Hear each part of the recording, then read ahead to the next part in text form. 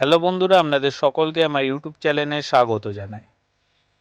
বকাসন কিভাবে অভ্যাস করতে হয় সেটি আজকে আপনাদের দেখাবো।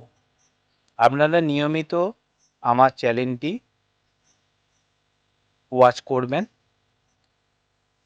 ভিডিওগুলো যদি ভালো লাগে সকলের কাছে শেয়ার করুন।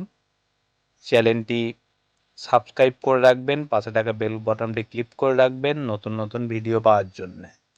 আর ভিডিওটিতে অবশ্যই লাইক দেবেন। প্রথমে এইভাবে হাতটিকে দুটো কাঁধের বরাবর সমান রেখে মাটিতে এইভাবে উভয়ে বসবেন।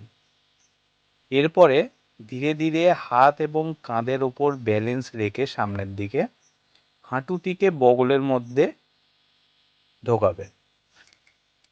দিয়ে একটি করে পাকে ব্যালেন্স করে এইভাবে পাটিকে দুটো পাখিটিকে একসঙ্গে তুলবেন। প্রথম অবস্থায় আপনারা 8 থেকে 10 সেকেন্ড করে 6 বার করে অভ্যাস করবেন। তারপরে ধীরে ধীরে এটি স্টে করার সময়টা বাড়িয়ে দেবেন। এই আসন অভ্যাস করলে হাত, কাঁধ এবং পেটের মাংসপেশির ক্ষমতা বৃদ্ধি পায়।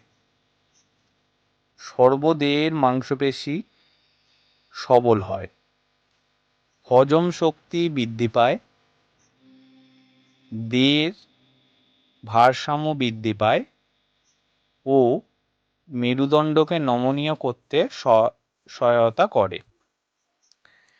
আপনারা যদি নিয়মিত এই উপকারগুলি পেতে চান তাহলে বকাসন ধীরে ধীরে অভ্যাস করুন।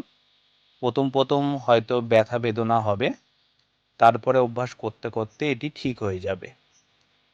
তো নিয়মিত যোগাসন অভ্যাস করুন, সুস্থ থাকুন, ভালো থাকুন।